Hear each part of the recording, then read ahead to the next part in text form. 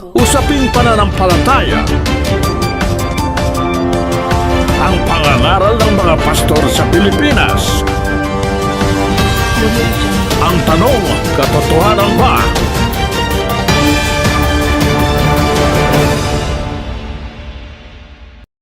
Ang mapapanood natin ay ang program ni Brad Eli Soriano na itanong mo kay Soriano, Biblia ang sasagot. Kung meron tayong makikita para bigyan ng reaksyon ay ating kokomentuhan. Halina at atin nang panoorin. Kinikilala po ba ng Diyos yung kinikilala po ba ng Diyos yung ginagawa ng mga Katoliko na literal na paggawa po ng komunyon? Pagtanggap po ng banal na hapunan. Komunyon po.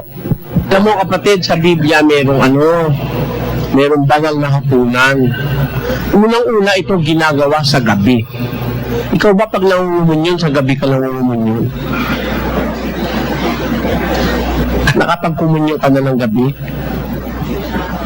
Hindi pa po. Sa umaga?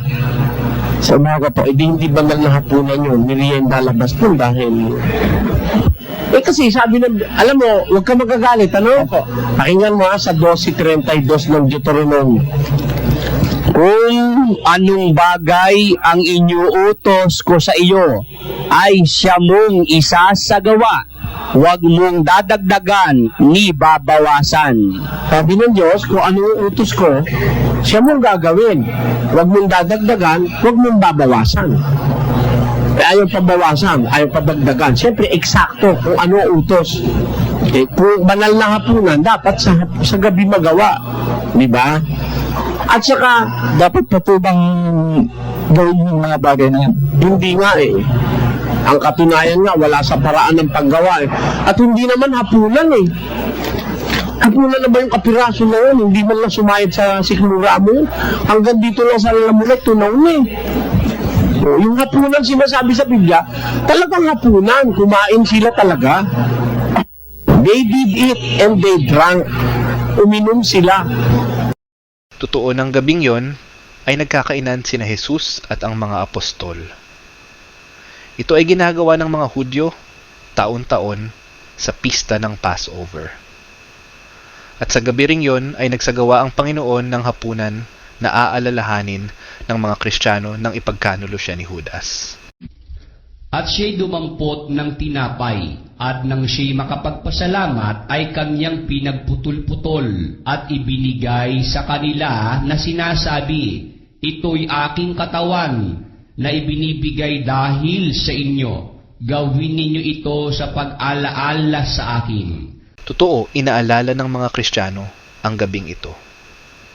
At sa kanilang pagkakatipon ay nagsasagawa sila ng pag-alaala sa hapunan ng Panginoon. Hindi para maghapunan na kainan.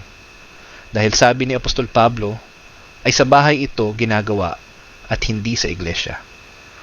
Dahil ang ritual na gagawin nila ay upang alalahanin ang ginawang sakripisyo ng Panginoon.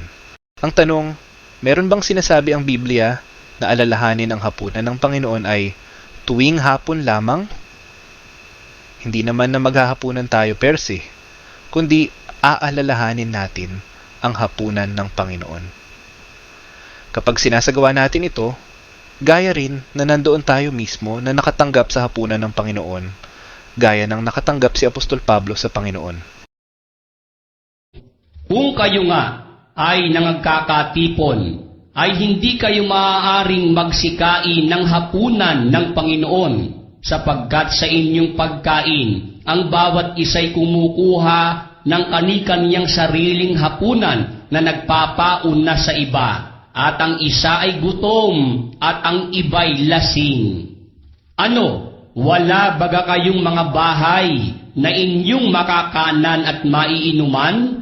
O niwawalang halaga ninyo ang iglesia ng Diyos at hinihiya ninyo ang mga wala ng anuman? Ano ang aking sasabihin sa inyo? Kayo bagay aking pupurihin? Sa bagay na ito ay hindi ko kayo pinupuri. Sapagkat tinanggap ko sa Panginoon ang ibinibigay ko naman sa inyo, na ang Panginoong Hesus Nang gabing siya'y ipagkanulo ay dumampot ng tinapay, at nang siya'y makapagpasalamat ay kanyang pinagputol-putol at sinabi, "Ito'y aking katawan na pinagpuputol-putol dahil sa inyo. Gawin ninyo ito sa pag-alaala sa akin." At gayon din naman, hinawakan ang saro pagkatapos na makahapon, na sinasabi, "Ang sarong ito'y siyang bagong tipan sa aking dugo. Gawin ninyo ito sa tuwing kayo'y magsisiinom sa pag-aalaala sa akin. Sapagkat sa tuwing kanin ninyo ang tinapay na ito at inuman ninyo ang saro, ay inihahayag ninyo ang pagkamatay ng Panginoon hanggang sa dumating siya. Kaya't ang sino mang kumain ng tinapay o uminom sa saro ng Panginoon na di nararapat ay magkakasala sa katawan at dugo ng Panginoon. Tatapwat siyasatin ng tao ang kanyang sarili at saka kumain ng tinapay at uminom sa saro. Sapagkat ang kumakain at umiinom ay kumakain at umiinom ng hatol sa kanyang sarili kung hindi niya kinikilala ang katawan ng Panginoon. Dahil dito'y marami sa inyo ang mahihina at mga masasakitin at hindi kakaunti ang nangatutulog. Ikaw ba, pag pinapakain ka ba, no? Pinapainom ka? Ha? Hindi po. Sino umiinom? Pablo po. Oh, ito. Sa Biblia kasi, huwag mong dadagdagan, huwag mong babawasan. Si Kristo, pinakain niya yung mga apostol, pinainom niya. Hindi niya binawasan yung batas. Kaya, dun pa lang sa execution ng sinasabi mo, mali na sa Biblia. Kung Biblia pag-uusapan, ano? Ayoko namang maka-offend sa Katoliko. Kung gusto nyo ituloy, di ituloy ninyo. Talagay ko, wala pa yatang buting nagagawa sa atin yun dahil hindi naman yata tayo napapagbagong buhay ng gano'n eh. Yung barumbadong anak, magkumunyon, barumbado pa rin pagkatapos eh. Yung chismosang si Aling Gelay sa tabi namin eh, linggo-linggo nangungun yung chismosa rin eh. Hindi siya napagbago nung kakakain niya nun. Kasi hindi man nakakabusog yun eh. Oh, kapiraso ba naman yun eh, bawal pang nguyain nung una, di ba? Bawal nguyain. Oh. Yung daw ang katawan ni Jesus. Banal na hapunan daw. Hindi hapunan yun. Ni merienda, hindi. Patikim siguro. Maaari patikim. Dahil, pero patikim man, parang hindi mo malasahan. Kung maliit masyado kasi. Kaya wala sa batas. Hindi gano'n sa Biblia. Wala sa Biblia yung gano'n. At kailangan pag pinakain mo ang tao, painumin mo. Yun ang sinasabi. Sa panahon po ba na ito, ano po bang dakilang utos po na nakatalaan po sa Biblia? Yung dapat pong sundin ng mga kabataan na katulad ko na nabibilang na rin sa inaamin kong naliis din ang landas ng pananampalataya. Dahil sa mga napanligaw ng iba't ibang relihiyon ngayon. Alam mo yung tinatanong mo, yung sa panahon ito, anong pinakadakilang utos, ano? Opo. Wala nang dadakila pa sa utos ni Kristo. Marami kasing utos sa Biblia. May kautusan ni Moises. Mayroong tinatawag kautusan ng mga gawa. May kautusan sa panahon ng patriarka. Pero ang pinakadakilang kautusan, yung kautusan ni Kristo. Sabi sa 6:2 ng Galacia, ganito. Magdalahan kayo ng mga pasanin ng isa't isa at tuparin ninyong gayon ang kautusan ni Kristo. Ayan. Ang tawag ni San Pablo, kautusan ni Kristo. Sa ibang talata, tinatawag naman ito ni Santiago ng ibang katawagan. Pakinggan mo sa Santiago. Ngunit ang nagsisiyasat ng sakdal na kautusan. Sakdal na kautusan. Alin yun? Ang kautusan ng kalayaan at nananatiling gayon na hindi tagapakinig na lumilimot, kundi tagatupad na gumagawa ay pagpapalain ang taong ito sa kanyang ginagawa. Hindi kang gumaganap ng sakdal na kautusan. Yung kautusan ng kalayaan. Pag ginanap mo yun, pagpapalain ng wika ang taong ito sa kanyang mga gawa. Kaya ang pinakadakilang kautusang magaganap ng tao ay yung sakdal na kautusan, yung kautusan ng kalayaan, yun nga ang kautusan ng ating Panginoong Hesukristo. Alam mo, malaki pagkakaiba nun doon sa dating kautusan. Sa mga kabataan ng araw, ang utos, igalang mo ang iyong ama at ang iyong ina. Ayun. Yun ang panahon ni Moises. Honor thy father and thy mother. Igalang mo ang iyong ama at ang iyong ina. Alam mo, pagdating kay Kristo, hindi ganun ang utos. Ang utos, eto, pakinggan mo, may kapalit. Igalang ninyo ang lahat ng mga tao. Ayan. Sabi sa Biblia, doon sa unang batas, ang igagalang mo, tatay mo't nanay mo. Kay Kristo, igagalang mo ang lahat ng tao. Paano yung paggalang sa lahat ng tao? Roma 13:7. Pakinggan mo. Ibigay ninyo sa lahat ang sa kanila'y nararapat. Buwis sa dapat buwisan, ambag sa dapat ambagan, takot sa dapat katakutan, puri sa dapat papurihan. Magbabatas Sabi, ibigay nyo sa lahat ang sa kanila'y nararapat. Ambag sa dapat ambagan, buwis sa dapat buwisan, takot sa dapat katakutan, puri sa dapat papurihan. Igalang ninyo ang lahat ng tao. Nung una, igagalang mo lang tatay mo at nanay mo. Ngayon, pati auntie mo, pati tiyuhin mo, pati sanse, pati bitche, pati siyaho, pati kuya, pati ate, pati yung kapatid mo nakakabata sa'yo dahil tao rin yun. Sabi, igalang ninyo ang lahat ng mga tao, pati buling, pati bulag, pati pinay, pati disabled, basta tao, dapat igalang. At yun ay napakagandang batas kasi pag ginagalang ng isa't isa ang lahat ng tao, meron tayong regards for human rights. Mawawala yung violation sa human rights ng tao kasi meron tayong kanya-kanyang paggalang sa bawat isa. Sa isang pulis, sa isang mayor, sa isang kapitbahay, sa isang basurero, kahit na ba janitor lang yan sisipa-sipain mo na. O igalang mo, dahil sabi ng Biblia, sa bagong tipan, sa utos ni Kristo, igalang ninyo ang lahat ng tao. Whereas doon sa dating utos, sabi, igalang mo yung ama't ina. Magtalang ito, igalang mo na lahat ng tao. Kaya masasabi ko, yung pinakadakilang utos na tinatanong mo, wala nang mas dadakila pa kundi ang utos ni Kristo. Kasi nung una, sabi ng Biblia, huwag kang papatay. Sa panahon ni Moises yun. Pagdating ni Kristo, ang batas iba. Sabi niya, ang mapuot sa kanyang kapatid nagkakasala ng pagpatay. Kay Kristo, hindi bawal agad ang pumatay, kundi yung palang mapuot ka, yung magtanim ka ng galit, bawal na. O di lalo ka nang hindi papatay dahil bawal ka ng mapuot. Magkaiba. Mas mataas ang antas ng kabanalan ng batas na itinuro ni Kristo. Sa una, sabi, huwag ka mangangalo niya. O sabi naman ni Kristo, sinasabi ko sa inyo, ang tumingin sa babae, taglay sa puso ang masamang hangad, nagkakasala ng pangangalo niya. Mas mataas ang grado. Ayun ang pinakita ko lang sa iyo sa ilang instansya, ang pagkakaiba ng batas na yun. Saan po makikita sa Biblia yung kung tao si Kristo o Diyos po? Tao o Diyos? Kung tao po o Diyos. Gusto ko lang po linawin. Nasa 2 ng Pilipos, 2:5 hanggang 8.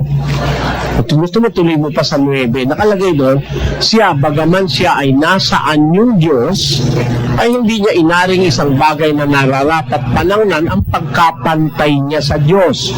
Magkus hinubad niya ito, siya ay nag-anyong alipin, nakitulad siya sa mga tao. Si Kristo hindi tao, nakitulad lang sa tao. Nagkatawan tao. Sa umpisa, nasaan yung Diyos siya? Pantay sila ng Diyos. Pero nakitulad siya sa tao. Filipos 2:5 hanggang 9. Ikaw na lang ang bumasa. Kasi po, inaralan po ako ng mga saksi ni Jehovah. Sabi daw po, si Jehovah raw po ang Diyos. Saan po ba makikita sa talata ng Biblia na Diyos nga ang tinatawag nilang Jehovah? Alam mo yung salitang Jehovah, ano? Niloloko nila mga tao doon sa salitang Jehovah eh. Alam naman ng mga saksi ni Jehovah na yung Jehovah, inimbento lang yan ng mga Masoretes. Nasa libro nila yan eh. Nandun sa libro nilang kulay brown. Reasoning from the Scriptures o nangangatwiran mula sa mga kasulatan sa page 191. 191, sigurado ka? Okay. Page 191 of their book, Reasoning from the Scriptures, sinasabi nila roon na yun daw salitang Jehovah, isang salitang makabago. Na ito hindi nakilala ng mga apostol o ng mga unang Kristiyano man. Basahin mo kung meron kang libro nila na hiram. Meron po. O yun, basahin mo, 191. Kung paragraph 3 yata yun. Na ang sabi ron, yung salitang Jehovah, bago lang yun. Ang katunayan, dun sa kanilang libro, yung Greek interlinear translation of the Holy Scriptures, yung New World Translation ng interlinear, dun sa forward, nakalagay doon, yung palang salitang Jehovah, lumitaw lang noong 14th century. 1,400 taon nang nakakaraan panahon ni Kristo. Kaya matagal nang wala si Kristo sa lupa at umakit sa langit, at matagal nang patay ang mga apostol nung lumitaw yung salitang Jehovah. Inaamin nila yan sa kanilang libro. Kaya, para isingit nila ng isingit na yan ang tunay na pangalan ng Diyos, yan ay mistranslation of the Bible. Yung mga Masoretes ang naglagay niyan sa Bible. Dito sa Bibliang Tagalog, sa Bibliang English, nilagay nila yan, mistranslation yan dahil hindi yan ang nasa original. Ang nasa original, yung YHWH, ayun yung character na yun, no? Yung YHWH, walang vowels yun, walang vowel sounds. Yun ang tinatawag na tetragrammaton. Tetragrammaton, yun po ang talagang pangalan ng Diyos, hindi Jehovah. Kung sangguniin mo na lang yung mga libro nila, mapapatunayan mo sila yung dadaya. Salamat po. Salamat din. Salamat po meron pong lumitaw na ano. Yung po nga hiniintay ko po. May lumitaw na minawala po nililito rin na malinaw na ano na mangaral po na po malaman at maintindihan kung ano ang ibig sabihin ng Amen. Kasi sa magmula na ako'y pinganak, hindi na ituro sa Katoliko ang ibig sabihin ng Amen, at sa aking pagkakaintindi, binabanggit ang Amen tuwing katapusan ng panalangin. Balik ngayon sa napapanood ko sa television, marami na sa Amen, Amen, Amen. Hindi ko na naintindihan kung saan ang grammar ng Amen. Ganito po yun. Alam niyo po yung Amen, itinatranslate sa Tagalog na siyan nawa. Yun nung salitang Amen sa Biblia, nangangahulugan ng pagtitiwala, pagsang-ayon, no? Bawa, hiniling mo sa Diyos yung hiniling mo, tapos sasabihin mo sa Diyos, Amen. Ibig sabihin, sinasampalatayanan mo, tatanggapin mo, nandun ang iyong pag-asang mangyayari yung pinanalangin mo. Kaya nga, sa Tagalog, siya nawa ang pagkakasalin eh. Mag siya nawa, ibig sabihin, mangyari nawa. Ano? Nga, nandun nakapaloob na yung pag-asa ng pagsagot ng Diyos doon sa ipinanalangin mo. At higit doon, mga kapatid, meron pang malalim na kahulugan ng Amen sa Biblia. Bukod sa pagtitiwala, pagsang-ayon, sa pag-asa mo na tatanggapin mo yung ipinanalangin mo, meron pang ibang kahulugan ng Amen sa Biblia. Doon sa Apokalipsis, pakinggan yung sinasabi sa Kapitulo 3, ganito ating mababasa sa versikulo 14. At sa anghel ng iglesia sa Laodicea ay isulat mo, ang mga bagay na ito ay sinasabi ng siya nawa ng saksing tapat at totoo ng pasimulan ng paglalang ng Diyos. Ang nagsasalita ang wika nito yung siyanawa. Nung saksing tapat at totoo ang pasimula ng paglalang ng Diyos. Si Kristo ho yun. Yung tinatawag na saksing tapat at totoo, pasimula ng paglalang ng Diyos, at siya rin yung dakilang siyanawa. I will read it in English. And unto the angel of the church of the Laodiceans write, these things saith the Amen, the faithful and true witness, and the beginning of the creation of God. Ang nagsasalita ng bagay na ito ay ang Amen, ang tapat at totoong saksi, at ang pasimula ng paglalang ng Diyos. Si Kristo ho ito. Kaya si Kristo tinatawag sa Bibliang Amen. Kasi na kay Kristo ho ang pagpapangyari ng hinihiling mo sa Ama. Pagka hiniling mo kay Kristo, ang hinihiling mo sa Ama, pangyayarihin ng Ama at ni Kristo. Kaya si Kristo ang tinatawag sa Biblia, dakilang Amen. Amen. Pag-asa ng pagkapangyari ng hiniling mo, pagsang-ayon mo sa kagustuhan ng Diyos, kaya ka nagsalitang Amen. Kaya nga nagtataka ako doon sa iba, nagpabinyag. Bininyagan yung bata 3 buwan. Yo te bautizo en el nombre del Padre, del Verbo y del Espíritu Santo. Sabi nung sakristan, Amen. Ano ibig sabihin? Sino sumang-ayon? Yung sakristan. Sino tumanggap? Yung sakristan. Kaya ang nabautismuhan, hindi yung bata. Yung bata, wah! Wah! Yung sakristan, amen, tinatanggap ko ang ibig sabihin. Pinagtitiwalaan ko, tinatanggap ko. Ha? Inaasahan kong tatanggapin. Siya nawa, yung amen, yun ang kahulugan. Sino tumanggap? Yung sakristan.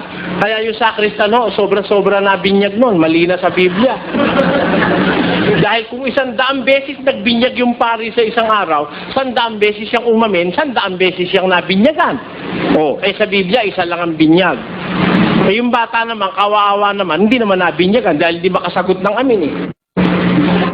Ang sinasagot Yoko! Yoko! Wow! Kaya, alam nyo, yung paggamit lang ng amin, marami na. Ngayon nagsasalita yung pastor. Di ba mga kapatid, pogi ako? Amen! Sabi nung miyembro, hindi mo kagaguhan yun. Pati yung pagkapogi ng pastor, nilalagyan ng amen. Sa malalim na kahulugan ng Biblia, si Kristo yung amen. Biro mo? 3:14 ng Apokalipsis. Si Kristo'y amen. Siya ang siyanawa. Siya ang saksing tapat. Ang kasimula ng paglalang ng Diyos. Kaya mali ang paggamit ng amen. Pero kung titignan mo po, talagang kahulugan ng amen, nandun yung pag-asa ng pagkapangyari ng hinihiling mo sa Diyos. Pagsang-ayon mo sa Diyos, pagpapailalim mo sa Diyos, pagkaganap ng kalooban ng Diyos ukol sa iyo. Yun ang kahulugan ng salitang amen, ayon sa Biblia. Yun punong-puno ng pag-asa, pagtitiwala at pagsang-ayon sa Diyos. Yun ang pinakasusi ng bawat panalangin ng isang Kristiyano. Amen. Yung iba kung umamen, amen and amen and amen. Talagang, sabi ko nga, itong mga born again, karamihan sabi, born again daw sila. Hindi totoong yan yung mga born again. Yung paggamit lang ng amen, di nila alam Amen and amen. Saan ka nakakita may pangalawang amen sa Biblia? O wala ka na lang masabi, kaya dinadagdagan mo.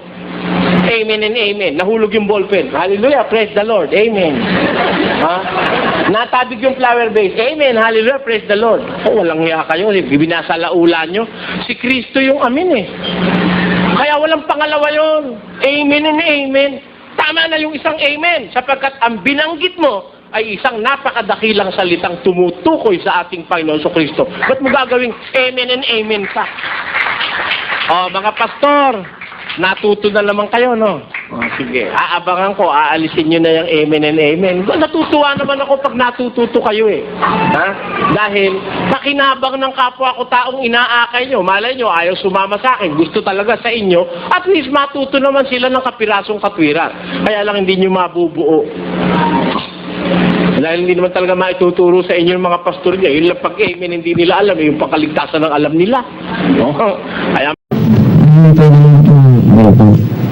Kasi may beses po, tinatay na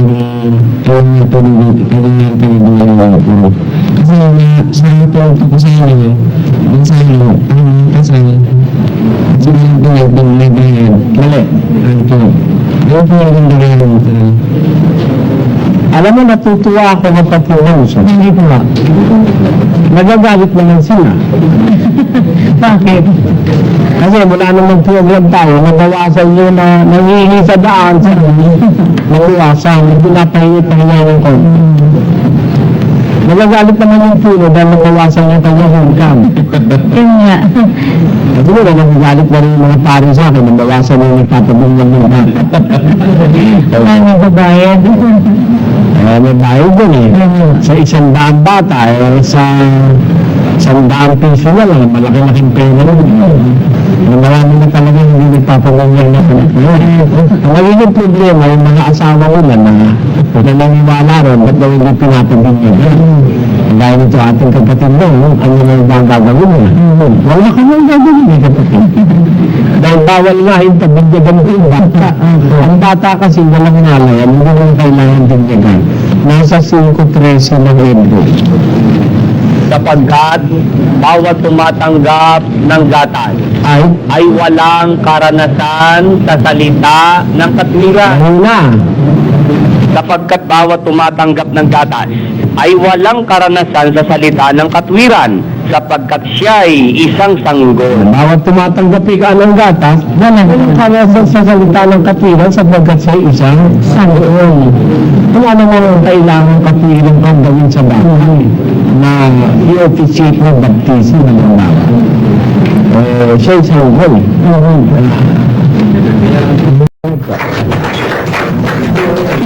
Good evening po. Andun na po. Meron po ba makikita tayo sa Bible na bahay tangisan?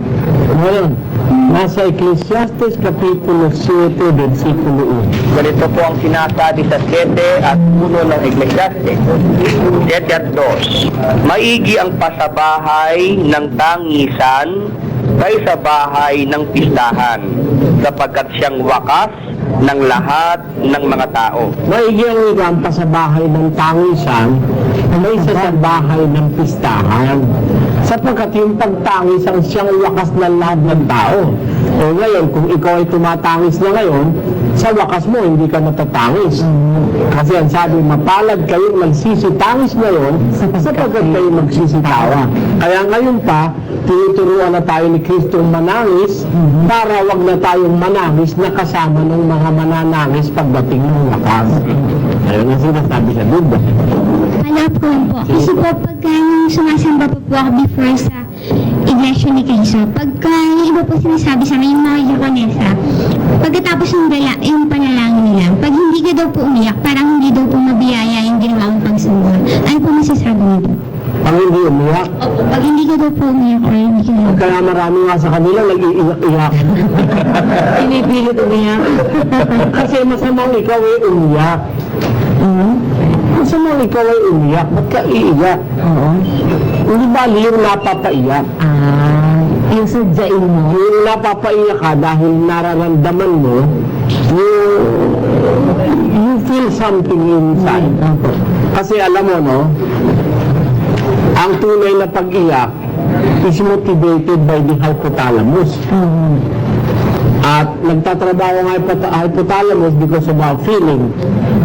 Ang feeling naman natin nanggagaling from outside stimulus na may nakita kang mahal mo sa buhay na nagdarandang, umiiyak. Nagkakaroon ka ng feeling of compassion dun sa mahal na mahal mo, umiiyak. Maaaring maano ka rin maiyak. Ano?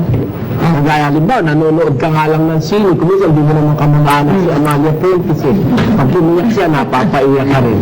Dinidikta kasi ng hypothalamus yun sa mga parts ng ating brain that is connected to the eye, to the third gland, at saka sa ating dito yung kasi pag umiyak ka, ano ka rin eh, masisipin ka rin eh. Ngayon, yun, spontaneously dumarating yun. Pag ginawa mo umiyak, sinadya mo, hindi na natural bali lalabas yun. Parang motivated by, sasabihin natin, unnatural feeling. Pagka umiyak ka. Yung salitang umiyak sinadya mo umiyak, para kang artista na nag-i-emote. Pero, kung halimbawa, because of the feeling na, naramdaman mo na nanalangin ka sa Diyos, Panginoon, patawarin mo po ako sa nagawa kong mga pagkakasala. If really you are sorry, then you will automatically, not automatically, you will instinctively feel that you are crying kasi nararamdaman mo yung sinasabi.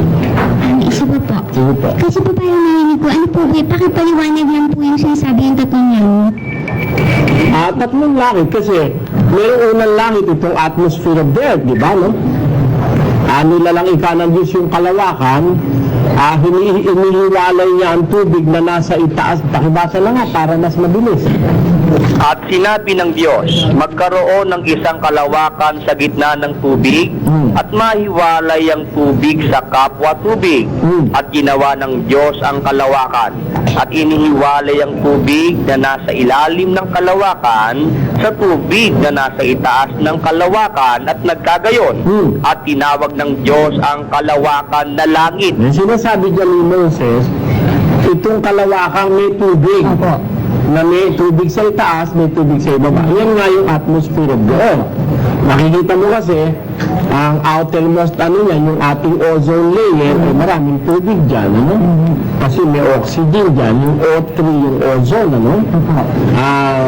tapos may tubig dito sa ilalim, may tubig dyan sa ibabaw. Ngayon, susunod dyan, yung outer space na tinatawag, yun nga yung universe na nakikita natin yung mga galaxy dyan, Tapos yung third heavens na sinasabi, yun yung hindi pa nakikita ng tao. Yung seat of God's government and power. Doon siya nakaluklok bilang supremo ng buong universo. Yun ang sinasabi ni Kristo na kinaroroonan ng paraiso. Sabi yan sa 12 ng 2 Korinto. Pakinggan niyo po. Nakikilala ko ang isang lalaki kay Kristo na mayroon ng 14 na taon. Maging sa katawan ay iwan ko o maging sa labas ng katawan ay iwan ko, Diyos ang nakakaalam, na inagaw hanggang sa 3 langit, na kung paanong siya'y inagaw sa paraiso. Yung 3 langit, andun yung paraiso. Yun ang sinabi ni Kristo na wala pang nakakarating doon. Wala ang wikang umakyat sa langit. Hindi yung nanggaling sa langit. Sa makatid bagay yung anak ng tao na nasa langit. Siya yun, Galing siya dun Diba? Siya yung bumaba mula ron at siya umakyat din doon. Nang umakyat siya, ang tawag sa kanya anak ng tao kasi nagkatawang tao siya rito sa lupa. Yun ang langit na hindi pa nararating ng tao. Pero itong langit, marami nang nakarating. Si Armstrong lang nakarating na rin. Diba? Yung mga astronauts at saka yung mga cosmonauts nakarating na rin. Pero yung tinatawag nating second heavens, napakalawak nun Ando yung mga galaxy. And beyond that, the places where no human eyes have seen at walang human faculty na maaaring makakomprehend, yun ang tinatawag na 3 langit. Yun ang sinasabi sa 1 Korinto 2, versikulo 9, kapatid mo Tatapwat, gaya ng nasusulat, ang mga bagay na hindi nakita ng mata at ni narinig ng tainga, ni hindi pumasok sa puso ng tao, anumang mga bagay na inihanda ng Diyos sa kanila na nangagsisiibig sa Kanya. Mga bagay ang hindi nakita ng mata, hindi man narinig pa ng tainga, hindi pa rin na pumasok sa puso ng tao. Itong mga bagay na ito, ang inihanda ng Diyos sa mga nagsisiibig sa Kanya. Kaya yun, kasama yung 3 langit.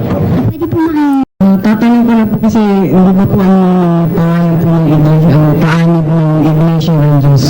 Una yung tatanong ko na kung hindi ko kayo may nawala o may nadagdagan magmula po sa huling apostol hanggang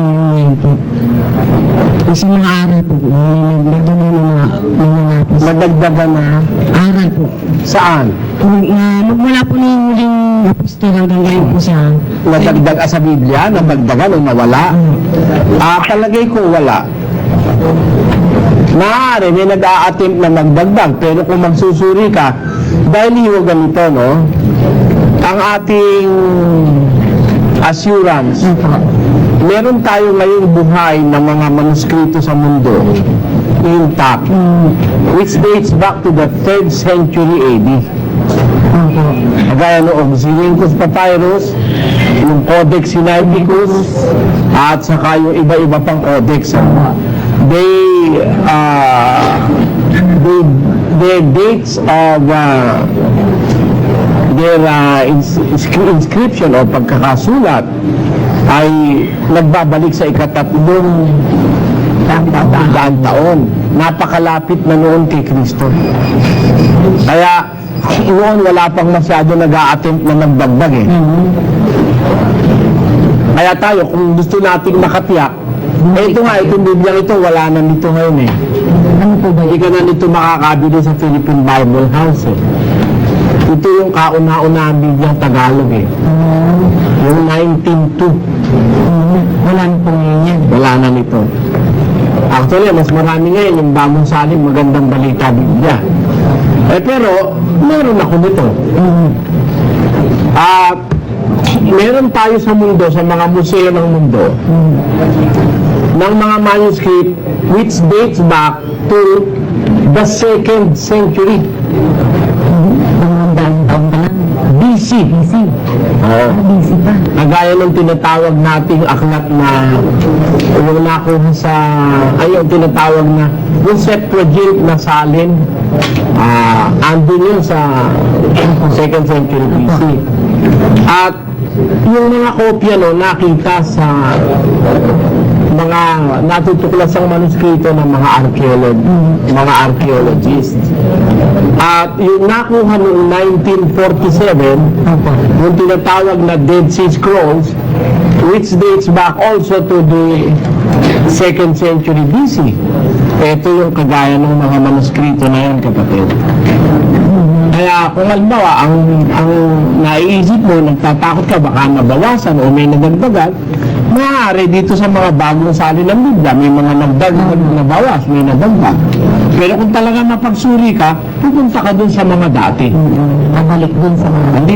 Meron dito mga photocopy ng mga manuskrito na nakuha sa Dead Sea Scrolls, ano? Gaya nitong mga ito. Ngayon, masusuri mo naman kung nadagdagan, kung nabawasan eh. Actually ngayon, isinasali na yan sa wikang maunawaan natin. Meron tayo ngayon mga Greek interlinear at meron tayong Hebrew interlinear, kapatid na yun. Ito, meron na po. Yung bawat salitang Hebreo may katumbas na nilalagay na salitang katumbas na Hebreo ay sa English. Maunawaan mo yan. Kaya meron tayong itong interlinear ng Hebrew dito sa Biblia ito. Kaya kailan pa man meron akong duda dun sa isang talata, I always make it a point to study these scriptures para mapagkumpara ko. Natutuklasan ko ha, meron nga mga nadagdag sa mga bagong Biblia. Kagaya ng 1 John 5:7, yung Mark chapter 16 verses 9 to 20, dagdag yun. At saka yung John chapter 8 verses 53 po, 753 to 8:11, mga dagdag yun. Yung sa aklat ni Juan. Kung titignan mo sa mga matatandang salig, makikita mo yung pagkakaiba. Tanong ko lang po, sino po ba yung katuparan ng ibong mandaragit sa Isayas? Ibong mandaragit, basahin natin. Ganito po ang sinasabi sa Isayas 46 at 11.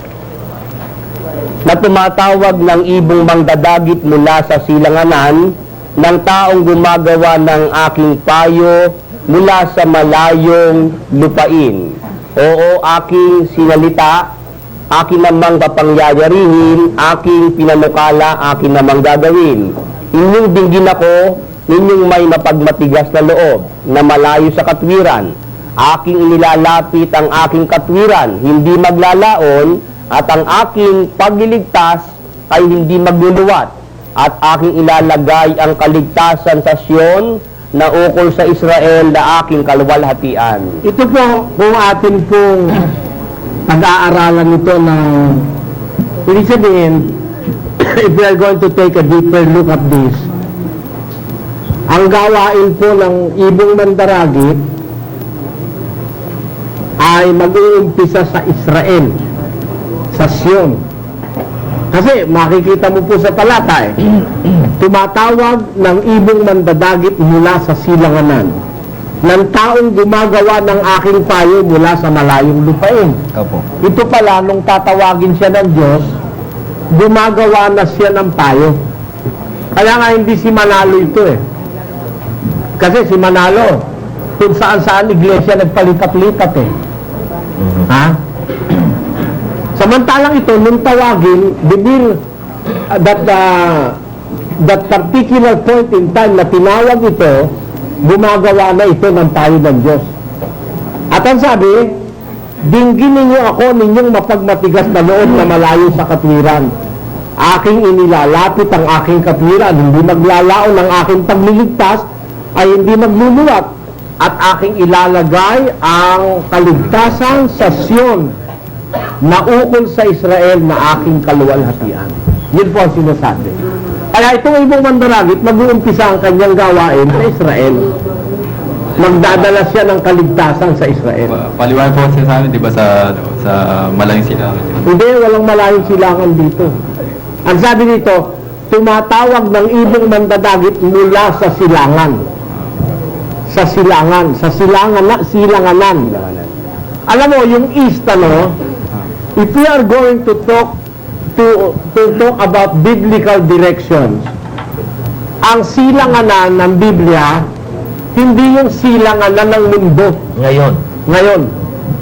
Kasi ang nagtakda nung silanganan ng mundo, Far East, Near East, Middle East, ang nagtakda niyan, yung geographical estimates and geographical knowledge of people in our times. Pero sa panahon ng Biblia, mayroong direksyon na 4 na direksyon. Silanganan, kaluluran, hilagaan, at saka timuran. Nababasa yan sa Biblia. Pero saan ang point ng umpisa? Where, at what point are you going to stand to pinpoint what is the East and what is the West? Siyempre, doon sa sentro ng Biblia. Yun ang Israel. Kaya, pag sinasabing silanganan ng Israel. Tignan mo ang mapa. Hindi Israel mismo ang sentro, kundi ang Jerusalem. Ganito ang sabi ng Panginoong Diyos. Ito ay Jerusalem, inilagay ko siya sa gitna ng mga bansa, at mga lupain ay nangasa palibot niya. Si Kristo lumabas sa silanganan ng Israel. Alam mo kasi, sa Pilipinas, may silangan din. Sa Pilipinas, kahit na tayo sabihin pang nasa silangan, sa Pilipinas may kanluran. Di ba? Sa Pilipinas may north, may east, may south, may west. Kaya sa Israel, may east. At si Kristo galing sa east ng Israel. Doon siya nakilala. Actually, nangaral siya sa Galilea. Sa mga dulong bahagi ng lupa, sabi ng Biblia. Kasi tabi ng dagat siya nangaral Diba? Doon siya umpisang nangaral sa mga baybayin ng Galilea. Kaya, yung Sea of Galilee, doon sa mga baybayin nun. Kaya tamang-tama kay Kristo yung hula na yan na nanggaling siya sa silanganan, nagdala siya ng kaligtasan sa Israel. Isa lang naman ang kinatuparan niya, si Kristo na nagdadala ng kaligtasan Although si Haring Ciro ay partially na kinatuparan ng hula na yon, pero yung ultimate fulfillment of that prophecy, wherein this is somebody that will bring salvation to the land of Israel, ang pinaka-ultimate na katuparan niya si Kristo. At siya ang nagdala sa Israel ng mabuting balita sa 27. Pakinggan niyo. Ganito po ang nakasulat sa 41 at 27 ng Isayas. Ako'y unang magsasabi sa Sion, narito sila, at ako'y magbibigay sa Jerusalem ng isa na nagdadala ng mga mabuting balita. Sa Jerusalem nag-umpisa ang gawain yan eh. Isa na Kapatid na Soriano, tulad ng nasabi ng kapatid natin Muslim, kaya siya pumunta rito dahil ayaw niya makita kundi matikman niya. Ako naman, ayaw kong matikman lang. Gusto ko yung pinakagitna makakain ko. Kaya marami kasi akong tanong eh. Sige. Alam ko na mahirap magtanong dahil marami nga nagtatanong sa inyo. Kaya pinakasukbulan na yung itatanong ko ngayon. Paano po naging anak ni David si Kristo kung tinawag siyang Panginoon ni Haring David? Kasi may ugat yun eh.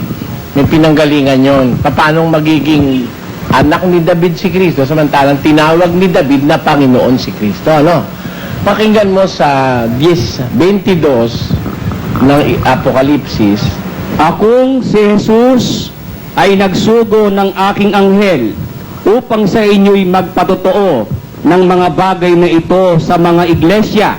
Ako ang ugat at ang supling ni David. Ayun, sabi ni Kristo, I am the root and the offspring of David. Ako ang ugat at ang supling ni David. Paano mangyayari yun? Kasi yung ugat doon nagmumula, di ba? Tapos siya naman ang supling. Paano mangyayari yun? We have to consider two great things in the person of Jesus Christ. Yung kanyang katawan tao nanggaling kay David. Sa lahi ni David. May prueba po ba sa Biblia na yung katawang tao ng galing kay David? Saan po? Yun nasa Mateo, 1:1. Pakibasa po.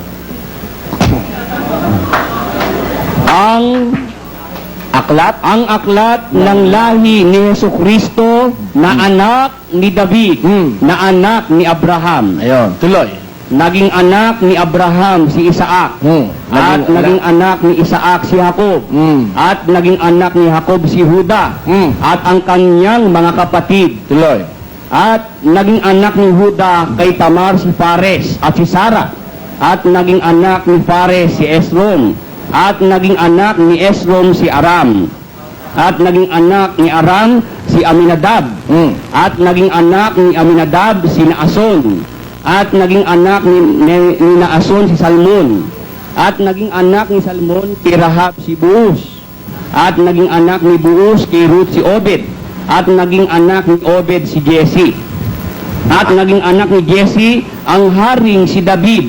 At naging anak ni David si Salomon doon sa naging asawa ni Urias. Tuloy mo na, i-shortcut mo na, dalhin mo na sa 16. At naging anak ni Jacob si Jose, asawa ni Maria, na siyang nanganak kay Jesus, na siyang tinatawag na Kristo. Kaya doon siya nanggaling sa lahi ni David. Bali, paano po naging ama ni Jesus si Jose?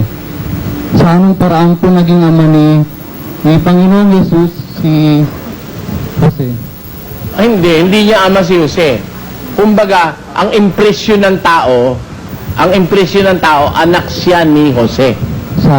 Bali, impresyon lang ng tao. Kasi alam mo, hindi naman alam ng mga tao noon nung nangyari kay Maria. Inilihim ni David yun ni Jose yun eh. Pakinggan mo sa 1:18. Ang pagkapanganak nga kay Jesucristo ay ganito, nang si Maria na kanyang ina ay mag-aasawa kay Jose.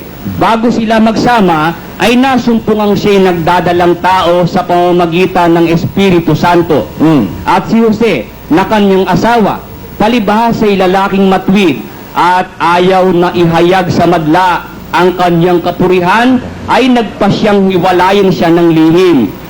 Datapwat, samantalang pinag-iisip niya ito, narito ang isang anghel ng Panginoon ay napakita sa kanya sa panaginip na nagsasabi, Jose, anak ni David, huwag kang mangamba sa pagtanggap kay Maria na iyong asawa, sapagkat ang kanyang dinadalang tao ay sa Espiritu Santo. Gusto sana ni David hiwalayan niya na si Maria, pero nagpasya siya na Joseph ano? Joseph. gusto ni Jose na hiwalayan si Maria, pero nagpasya na lang siya na para wag ihayag sa madla ang kanyang kapurihan, tanggapin niya na lang sa magitan ng panaginip na binigay sa kanya. Therefore, ang nabunyag sa tao, talagang nang magbuntis si Maria, kay Jose.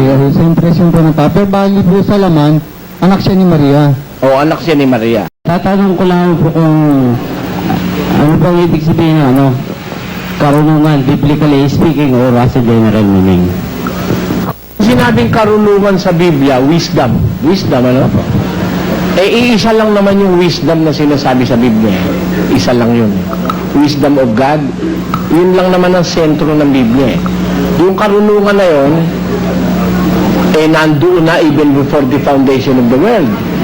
Yung karunungan na yun, siyang nagsusugo ng mga apostol at mga mangaral ng Diyos, yung karunungan. At personifying it, yung karunungan sinasabi si Jesus Christ. Ngayon po ay nabanggit niyo na lahat ng karunungan nasa Biblia. Maaari po bang para maunawaan ko, pwede po bang ibigay sa kanyang malawakang panig ninyo, yung malawakang katuwiran ninyo na tungkol sa lahat ng karunungan na nasa Biblia? Ganito, over and above everything else, ang karunungan ng Diyos nasa Biblia. 4:7 ng Kawikaan. Karunungan ay pinakapangulong bagay, kaya't kunin mo ang karunungan. Oo, sa lahat mong kukunin, ay kunin mo ang unawa. Ayan, may sinasabi dyan na yung karunungan ang pinakapangulong bagay. Yun na nga yung karunungan ng Diyos. Ngayon, bakit ko sinabi na lahat ng karunungan nasa Biblia? Pati yung karunungan pantao, no? Sa Biblia rin yun eh. Tingnan mo, ha? Sabi ni Solomon sa kanyang Ecclesiastes, ganito.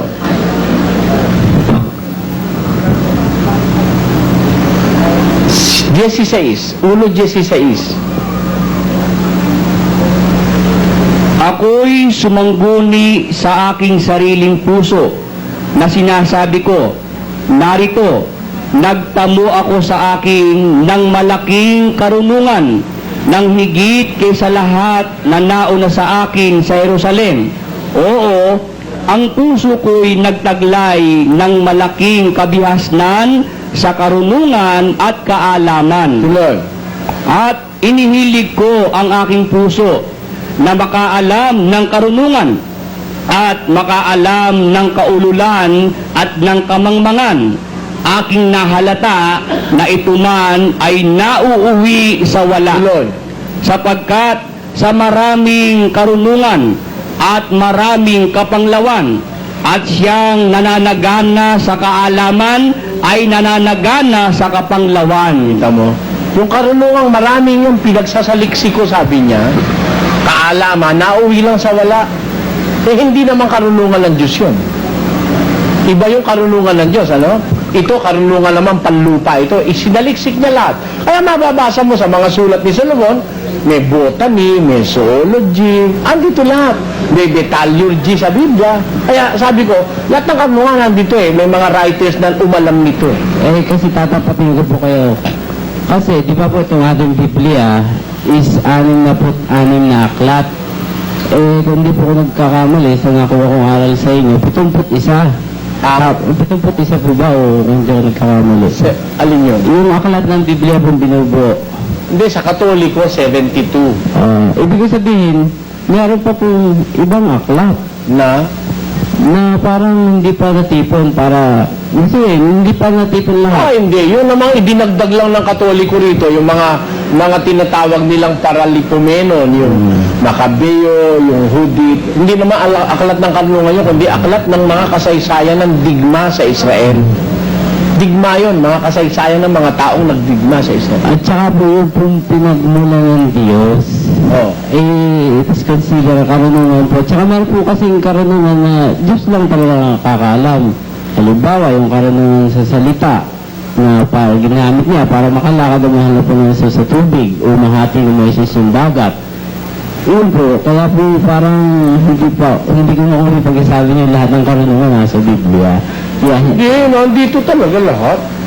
Eh, andito yung sinasabi mo nahati yung dagat eh. O ano ba yung pakarunungang humati sa dagat? Nagpaihip ang Diyos ng isang hangin, malakas na hangin, nahati dagat. And that is true. Kayang hatiin ng hangin ang dagat. Kaya. The forces of wind. Bakit kamo? Eh kasi, sinubukan nila ito scientifically, nagawa nila eh. Na yung tubig ay ma-divide through the force of the wind. Ayun po makapangyarihang salita na ginawa doon para... Alin? Kasi... Hindi, wala naman salita, walang sinabi ron. Kundi, ang sabi ron, nagpahihip ang Diyos ng hangin para mahawi yung dagat. Ayun. Kasi po, may mga ano sa amin, parang gano'n. Parang magic, gano'n, magic word. Hindi po. Kasi nakikinig po ako, kung ika kay Harrison, may kagilas-gilas ika, hindi lalo na rin kay Soriano. Nagagalit po kasi na pag inidap ninyo, Ang gusto mo'y gano'n. Pagka personal na tayong magkakilala, bibigyan kita. Halimbawa, merong asong ulol na humahabol sa'yo, titigil yun. Meron ako ituturo sa'yo, orasyon. Kaya lang sa personal na kakilala ko sinasabi yun. Pag halimbawa, kapatid ka na sa Diyos, matibay na ang pagkakatiwala mo sa katotohanan, hindi ka po pwedeng basta-basta mapahamak sa mga maligno, sa mga mangkukulam, sa kung sino-sinong mga alagad ng kasamaan, may ituturo lang ako sa yung kapiraso lang. Yung hinahanap mo siguro yun. Ayun, nahanap ako na po kaya. Salamat po. Kakaintindihan tayo. Kaya lang hindi ito ang tamang panahon. Salamat. Kasi tatanong ko lang po kasi sa bawat nakikita kong Bible, iba-iba po kasi. Katulad itong Bible na hinahawakan ko na mayroong talata na bawat pain na ura ganito. Alin ba ang tama? May talata na? References po. Katulad dito. Hindi, ilagay mo sa ano mo, hindi ko marinig kasi Katulad do kasi rito na bawat Bible kasi sa ibang kasi may mga Bible kasi na walang references. Katulad do, alin ba ang tama? Itong sa akin o yung ibang Bible na gano'n. Kasi alam mo, may references man at wala, hindi naman batayan yung references, yung footnote, hindi batayan yung malaingang maliron eh. Ililigaw ka pa nun. Wala sa Biblia talaga yun. Yun, inilagay lang mga mag-translate ng Biblia, nilagay lang ng mga translator para makahanap ka ng mga ibang sitas na may kaparehong salita, o kaya kapareho ng kahulugan, o kaya kapareho ng pangyayari. It only shows similarities between verses, but it does not explain any verse of the Bible. Ang katunayan, mapanganib nga yung ibang referensya dyan dahil yung mga ano dyan, sariling konklusyon lang nung naglagay, hindi naman bahagi ng Biblia yan eh. Ay, huwag ka maging dependent dyan. Yung Biblia mismo yung laman niya. yung laman niya. Kagaya nito, ano? Okay, thank you. Ganito kapatid, ano? Ito awit, ang awit ng mga awit, ano? Cantar de los Cantares sa Kastila. Tapos, gawa ng mga apostol. Nakalagay, gawa ng mga apostol. No. Yun, ano? Yung salitang ang mga gawa ng mga apostol, wala sa Biblia yun. Hindi yun bahagi ng Biblia. Ang mga gawa ng mga apostol, hindi bahagi ng Biblia yun. Pamagat lang yun nung libro na ipinamagat nung nag-translate. Hindi kasama yun sa Biblia. Ang katunayan, mali nga ito eh. Mga gawa ng mga apostol, hindi naman tama yung pamagat na yun. Kasi dito sa gawa, nandito pati gawa ng ebanghilista na si Esteban, gawa ng mga unang Kristiyano, pinasolo nila gawa ng mga apostol. Tapos isinulat dito yung mga iba-ibang gawain. Dapat sana rito, ang mga gawa ng mga unang Kristiyano, pwede. Pero gawa ng mga apostol, hindi naman apostol lang ang gumawa rito. Kaya sabi ko, pamagat pa lang mali na yung naglalagay na nagdadagdag sa Biblia. Hindi naman kasi kasali sa Biblia yan eh. Ayun, kaya wag kang dumipende dyan sa mga pamagat, saka yung mga nasa ilalim na gano'n, dumipende ka doon sa mga verses. May mga numero. Yun ang talagang content ng Biblia. Okay, thank you. Maraming salamat. Magandang gabi po, Kylie. Itatanong ko lang po sana yung pakilinaw lang po yung Hebreo 2.9. Parang kumukontra po yung 1.4. 2.9 ng Ebreo sa kontra sa 1.4. Opo. Basahin natin 2.9. Kundi nakikita natin ang ginawang mababa ng kaunti kaysa mga anghel sa makatwid ay si Jesus, O, sa 1.4. na naging lalong mabuti kaysa mga anghel, palibhas ay nagmana ng lalong marilag na pangalan kaysa kanila. Ayun. Si Jesus ginawang lalong mabuti kaysa mga anghel. Bakit? Ando naman yung dahilan sapagkat nagmana siya ng lalong marangal na pangalan kaysa sa kanila. Kagaya ng pangalan ng mga anghel. Mikael, Michael, the Archangel, si Gabriel. O ano pa pangalan? Yung kay Kristo, Jesu Kristo. Mas marangal ang pangalan ni Jesus Christ kaysa sa mga anghel. Kasi walang anghel na appointed Salvador o tagapagligtas. Samantalang si Jesus Christ, the anointed Savior, Jesu Kristo. Jesus Christos, appointed o anointed Savior. Ang mga anghel walang tagapagligtas Kaya mas magaling yung pangalan ni Kristo. Mas mabuti ang siya sa kalagayan dahil mas magaling ang kanyang pangalan kaysa mga anghel. Nagmana siya ng lalong marangal na pangalan kaysa sa kanila. Parang sinasabi puro na mas mababa siya ng kaunti. Di puntahan uli natin ang 2.9. Kundi nakikita natin ang ginawang mababa ng kaunti kaysa mga anghel. Ang ginawang mababa ng kaunti kaysa mga anghel. Alin yung ang ginawang mababa ng kaunti kaysa mga anghel? Tuloy. Sa makatwid ay si Jesus na dahil sa pagbata ng kamatayan ay pinutungan ng kaluwalhatian. Kaya siya ginawang mababa ng kaunti sa mga anghel. Sa makatwid bagay si Jesus yung katawan tao, nagkatawan tao. Kasi nagbatas siya ng kamatayan.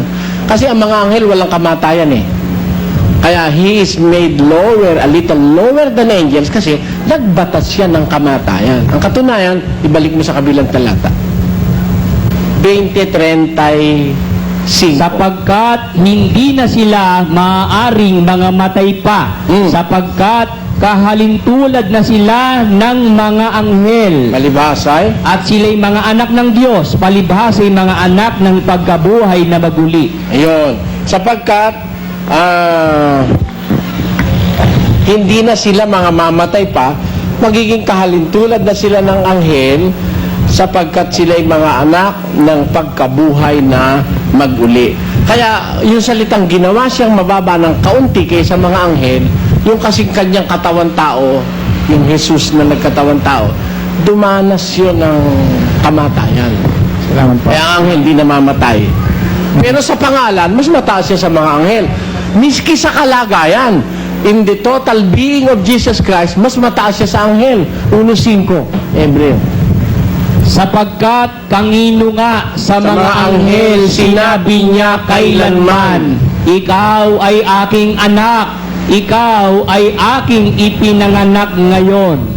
At muli, nang dinadala niya ang panganay sa sangkalupaan, ay sinasabi, at sambahin siya ng lahat ng mga anghel ng Diyos. Kita mo, ipinapasamba siya sa anghel. Maraming salamat sa panunood. Please subscribe, like, and share. Mag-comment naman kung ano ang masasabi ninyo sa aking content.